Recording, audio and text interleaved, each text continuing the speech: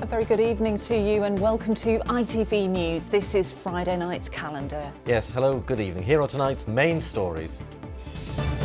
Every second counts. The 21-year-old mum with terminal cancer making precious memories with her son thanks to the kindness of her community.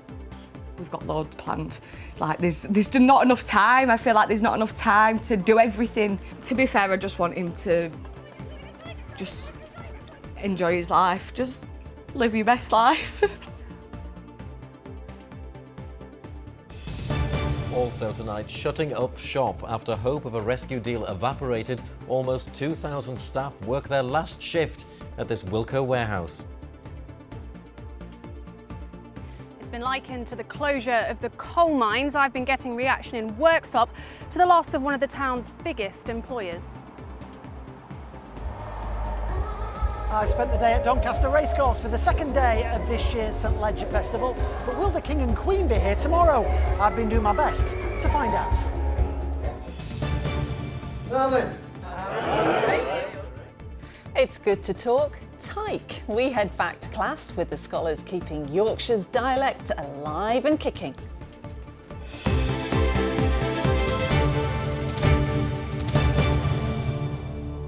Thanks for joining us. Now we start tonight with a young mum from Rotherham. She's busy making memories with her baby son after receiving, well, the heartbreaking news that she only has months to live. Sophie White, who's just 21 years old, went to her doctor in June after suffering a seizure. Tragically, tests quickly revealed she had an inoperable brain tumour. After hearing her news, Sophie's community came together to launch what's called an adventure fund so that she and her son Remy can make the most of the limited time that they have left together. Helen Steele went to meet her. In his short life, Sophie White has guided her son through every new experience. But since her devastating diagnosis, 17-month-old Remy has also helped Sophie more than he'll ever know. I probably wouldn't be here right now. So, yeah, I'm glad I've got him. In June, Sophie had a seizure. Within days, she had a major operation to remove a tumour. And within weeks, she was told she had 12 to 18 months to live. It was glioblastoma, the most aggressive form of brain tumour. Despite going through radiotherapy, within hours of this treatment, Sophie took Remy for a trip out, determined to make the most of their time together. So nice that so many people care about you. And that's something they've continued to do, thanks to a fund set up by her best friend Chloe. I'd hate to think that Sophie couldn't do everything she wanted to do because money was a barrier. Her health's already one. She didn't need another. I can't thank anybody enough. Like, literally just can't thank anybody enough for what they've done for me. Sophie's family are planning UK holidays, but they're still hoping for a final fundraising push to send them to Disneyland. Because of the holidays that we're going on, because it's a terminal illness, the insurance is round about 3,000, that's just for one trip. I mean, to make these memories, how important is that? It's really important, isn't it? Because, you know, you're supposed to be there for your kids, aren't you? So, yeah, so we can, just in case, it's all these things that we can show him when he gets older, when he grows up, what a good mum she is. But it's not just memories for Remy Sophie is creating. She hopes to create a legacy for others by donating anything left over to charity. Brain tumours kill more people under 40 in the UK than any other cancer, yet just 1% of research spending goes into it. It's really important that we find new ways to treat these tumours and kinder ways as well to ensure that, you know, we can keep people's quality of life as good as possible. And for now, Sophie's focus is the quality of her life and that of her baby boy. We've got loads planned. Like there's not enough time. I feel like there's not enough time to do everything. To be fair, I just want him to just enjoy his life. Just live your best life. What a lovely mum she is. Now that was Sophie White ending Helen Steele's report, and of course we wish Sophie, Remy and all of their family the very best. Yes, of course we do. Now then, next tonight, a hotel owner who ran over the mother of a bride-to-be on the eve of the wedding told police the first he knew of the tragedy was a terrible noise from underneath his car. Judith Wadsworth from Baildon died after she was hit by a car in the grounds of a wedding venue in North Yorkshire. At the wheel was the man who was the managing director of the hotel, Nicholas Bannister. Well, John Hill has been at Bradford Crown Court for us today. And John, this case actually relates to events dating back 3 years, doesn't it? Yes, these terrible events, well, they date back to February 2020, late one afternoon. And 66-year-old Judith Wadsworth had gathered with her family for the wedding of her daughter, Rebecca. Now, that wedding was due to take place the next day at the Coniston Hotel near Skipton. But on the eve of the big day, shortly after 5 o'clock, Mrs. Wadsworth was returning through the hotel car park towards the main reception when she was struck by a Range Rover driven by the hotel's managing director, Nicholas Bannister. Now, as you can imagine, there were frantic scenes, but sadly, Mrs. Wadsworth died from her injuries. Must have been terrible. And John, the jury has heard today that Nicholas Bannister told the police something at the time. Yes, he was arrested and questioned by police late that night. Now, in this picture, Nicholas Bannister is in the middle of the frame, and he told police, "I turned the corner, looked one way, looked the other, and didn't see the lady, sadly. I just didn't see her." Now, he told officers his intention was to drive the 300 or 400 metres to the hotel's spa complex to go for a run. He'd been turning his car, and the court has heard he was travelling at between 9 and 12 miles an hour. And he told police, "The first thing I was aware, there was a terrible noise under the car." He and the car carried on travelling for around 20 metres. He got out and he was told by a witness that he'd struck a person. Well, Nicholas Bannister accepts that he was at the wheel of the car which struck Judith Wadsworth, but he denies a charge of causing her death by driving without due care and attention. This trial continues next week. John Hill, thank you very much. Live outside Bradford Crown Court for us. Now, it's a saga that's been running for weeks, but today came the moment nobody wanted to see. Yes, after fruitless talks and failed rescue bids, Wilco's HQ in Worksop closed for the very last time today, taking with it almost 2,000 jobs. Well, our reporter Amelia Beckett is live there for us this evening. Good evening, Amelia. It's a desperately sad day for the staff there, of course, and also for the town too. Good evening, Ian. Yes, indeed. In fact, this has been a month of ups and downs, and people here hoping that some kind of deal would come along to rescue both Wilco and, of course, their jobs. But after a major bid failed, so too did the prospect of this distribution centre remaining open. Now that means that 2,000 people here are now without a job. And while there were many attempts to try and save those, as I said, in the middle of a cost of living crisis, that means they are left now trying to seek employment. Now behind me you can see the head office, but these pictures show the warehouse behind that, which gives you a real sense of the scale of this and the impact that it's going to have on this town. The local council have likened it to the closure of the pit, and speaking to people in Worksop today, they told me it was yet another blow for their town.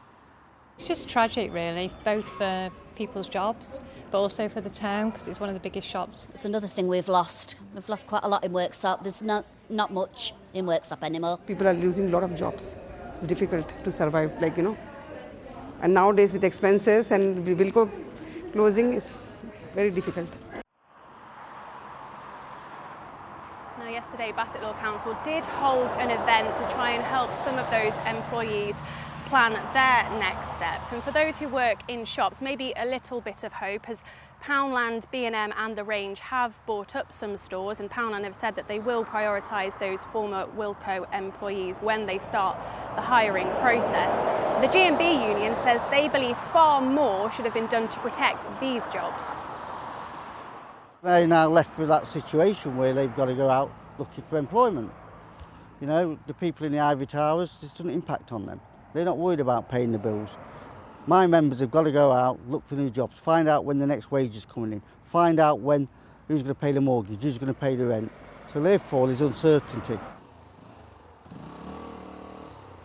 So this is undoubtedly a huge blow to our region's high streets, and in Worksop a sense that a major employer has now just vanished. But it's an even bigger blow for those people who tonight have lost their jobs, and when they left work here today, they left for the final time. It's the end of an era in Worksop. Thanks very much to Amelia Beckett reporting live there. Thank you. Well, thank you very much for joining us for Friday's calendar, and still to come. I ain't got a right strong accent than us. So what I hear most in our house is, what are you up to? Because you're in trouble. All it. Head back to school in Keighley for the new lessons aimed at keeping Yorkshire's unique dialect alive. And it has been fairly quiet across the region throughout today, but it is looking livelier later this weekend. Join me at the end of the programme to find out more. But first, a man who was arrested after schools in Leeds and Bradford received a threatening email remains in custody. Thousands of pupils were effectively put into lockdown yesterday after a malicious message was sent to schools across the two cities. He was arrested in connection with a potential malicious communication. Investigations continue. Leeds Bradford Airport is seeking permission to run unlimited night flights. They've applied to Leeds City Council to fly planes between 11 p.m. and 7 a.m. Conditions introduced in 2007 restrict the number of flights between these hours to limit the noise impact on residential neighbours. The cap was found to have been breached by nearly 750 flights during the summer season of 2022. Well, we've had the news, so let's get the sport now, and the second day of this year's St Leger Racing Festival in Doncaster.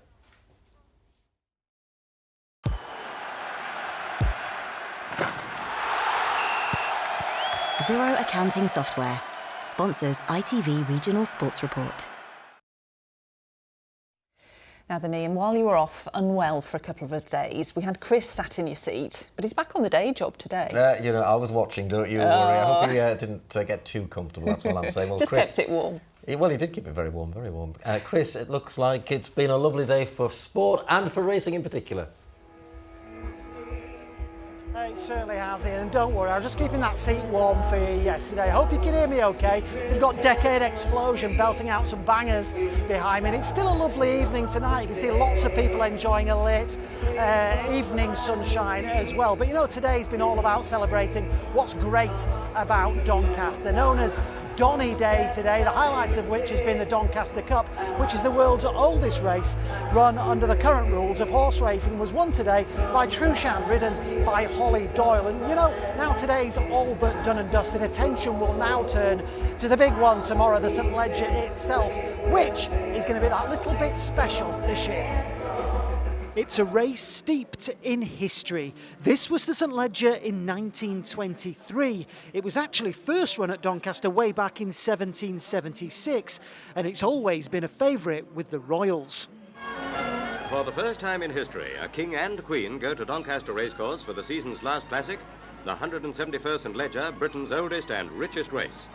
The speculation round these parts, the current King and Queen will be in Doncaster tomorrow to see the King's horse Desert Hero compete in this year's Leger. The big question everyone wants answering, and you're the person to tell us, are the King and Queen coming tomorrow? Well, Doncaster welcome all connections of horses, and, you know, they are owners. That's all I can say at this point. Would you put a bet on it? Oh, I don't gamble. The last time a horse owned by a reigning monarch actually won the Leger was in 1977, when Dunfermline, ridden by Willie Carson, romped to victory. Racing to the line, Dunfermline is going to win it, and at the line, Dunfermline is the winner. Desert Hero already has one big win under its saddle. Desert Hero has won for His Majesty the King.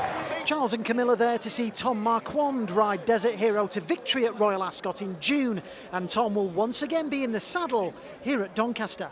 Is there a lot of added responsibility riding the King's horse? No, look, obviously as a jockey we're very privileged to ride lots of different horses for lots of different people, and I think that's the beauty in horse racing, whether it's the King's horse or anybody's horse.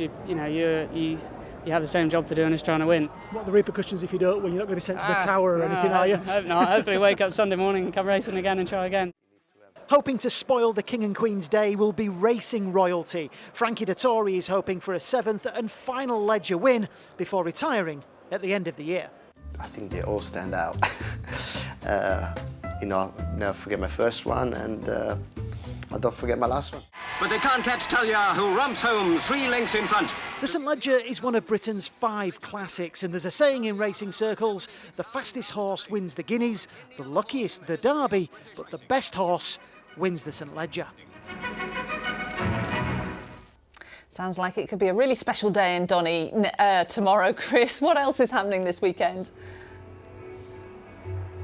Yeah, Lara, the football returns after the international break, and Sheffield United, well, they go in search of their first Premier League win of the season. The Blades, who've drawn 1 and lost 3 of their opening 4 games, take on a Spurs side who are yet to taste defeat this season.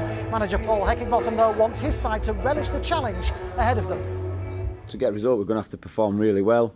I want us to play with no fear. I want us to have a go. If they'll be favourites, rightly so. But I believe in this group of players. I believe we can go there and win, definitely.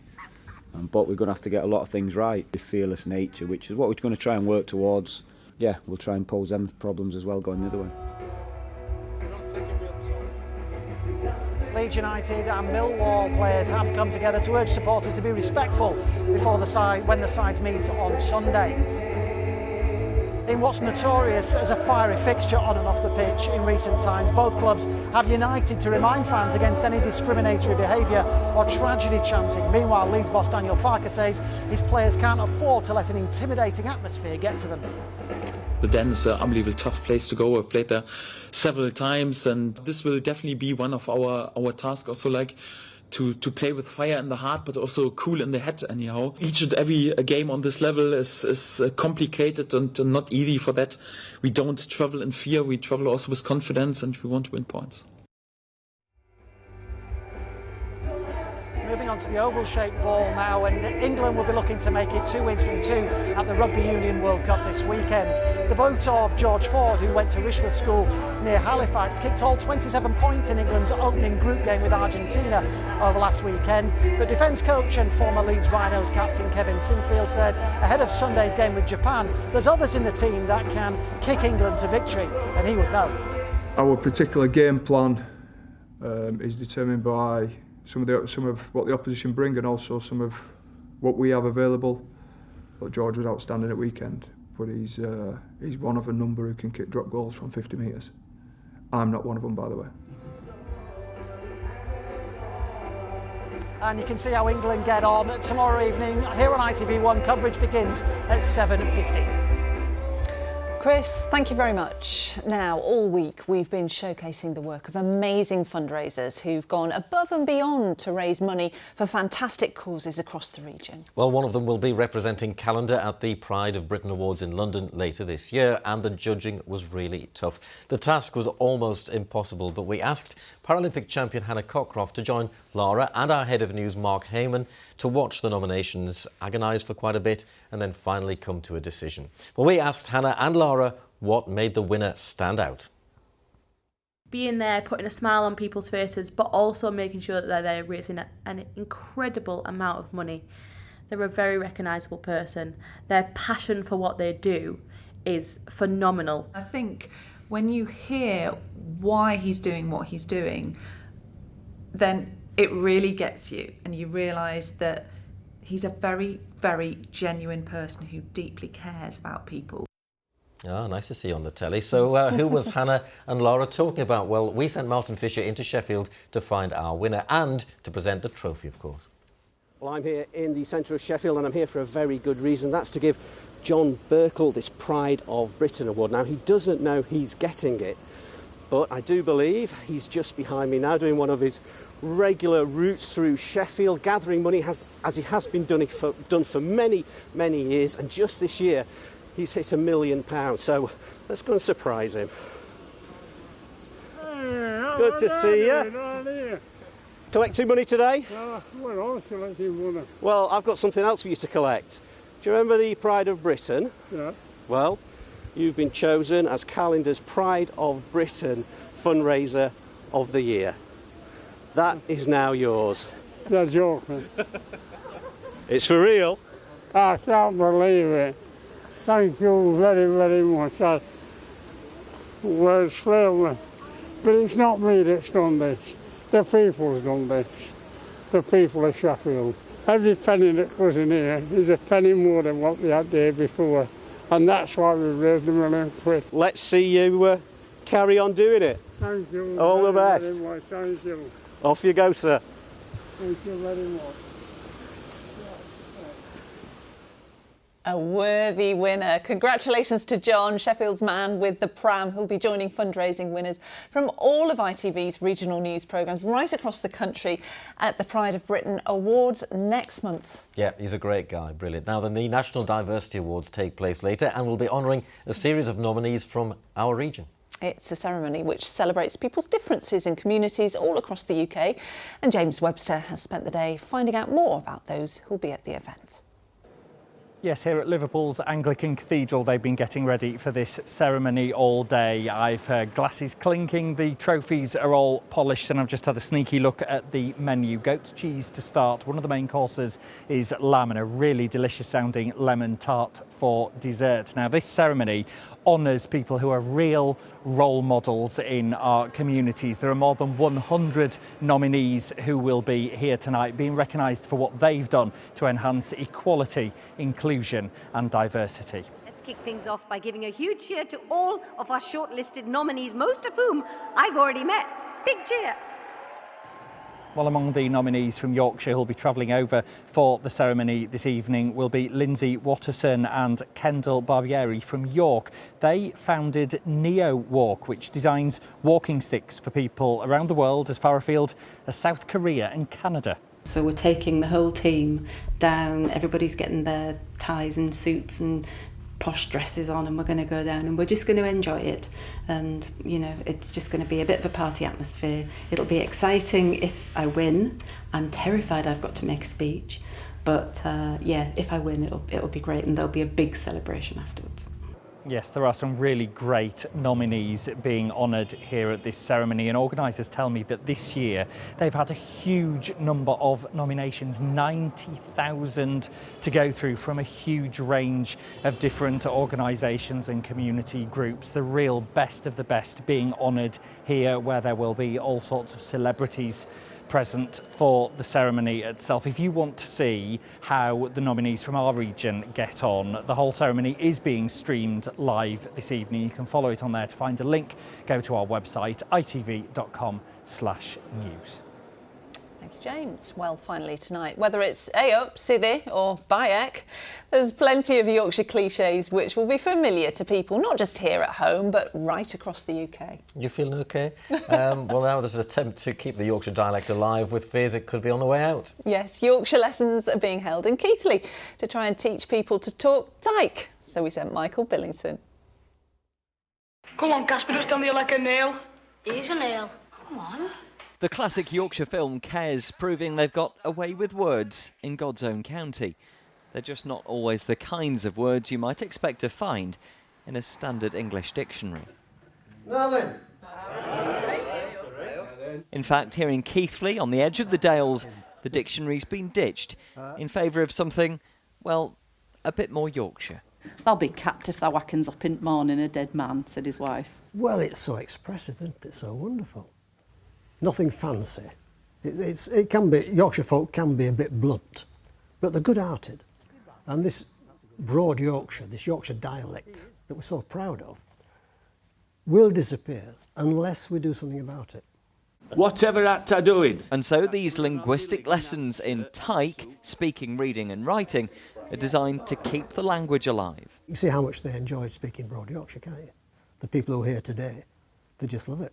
God forbid you go down south somewhere and say to somebody, put wood in toil. I mean, nobody will understand what you're talking about. Well, that's dialect. It's restricted to a particular area. When it gets to a point where other people cannot understand it, then it is a separate language, yes.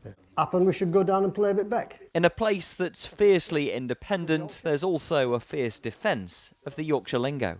What I'm really minded about is whenever you see a Yorkshire accent on telly, who are we? We're manual workers, we're a bit short of a shilling. Can we have a few, you know, upper class, educated Yorkshire folk? Well, I was born in Keighley, born and bred, but I ain't got a right strong accent than us, because I've lost it a bit. But I'm trying to catch it, trying to get it back. The one I hear most in our house is, what are you up to? Because you're in trouble. Always. There's always it way. That's a background noise I hear a lot. So my ears must be blind. Whether it's background noise or powerfully poetic, here they're hoping to avoid this colourful language being lost forever. Michael Billington, ITV News in Keighley. By gum. I wonder which bit of Yorkshire's got the best accent. Perhaps you'll let us know. Yeah, I'm glad you've stopped mithering. Here's Amanda Houston. Good visibility on the horizon. TUI sponsors ITV Yorkshire Weather. Hello again. Hope you've all had a lovely day so far. So quite a changeable setup as we move through the next few days or so. If you are making plans for this weekend, well, there will be a lot of cloud cover across the region with a few splashes of rain in places, although for most of us, largely dry on Saturday, but there is the risk of some heavy thundery downpours by the time we get to Sunday. So let's take a look at the bigger picture then, where you can see we're still drawing up that warm, humid air from the near continent. We've also got the system here down towards the southwest. That's eventually going to move its way across the UK as we go through Saturday and into Sunday. And as it collides with that humid air, that's where we could be seeing some heavy, thundery downpours. Now, for the rest of tonight, though, it stays fairly quiet out there. Perhaps there will be one or two showers around at times, but for most of us, it will be dry. We've got a mix of some clear skies across the south and a few pockets of mist and fog in places too, and a relatively mild night. Temperatures there between 13 and 15 degrees. So a mixed start to the day on Saturday morning, some mist and fog, a fair bit of cloud and one or two showers, especially further north that we are. But for most of us, a good deal of dry weather as we go through Saturday, but it will be fairly cloudy across the region and quite a stuffy feel out there too. We're looking at highs there generally up to around 18 or 19 degrees across the south, although that little bit fresher in the north. And looking further ahead, well, as I mentioned earlier, quite a bit of cloud around on Sunday, the chance of some heavy thundery downpours. And then as we go into the new week, we'll go back to that more autumnal mix of weather for many. I'll see you a bit later on. Bye-bye. TUI sponsors ITV Yorkshire Weather. Thanks very much, Amanda. And that brings our week to an end. Yeah, you know, I reckon Barnsley might have the best Yorkshire accent. Controversial, I know. Oh, very controversial. Have a great weekend. See you next week. Good Bye. night.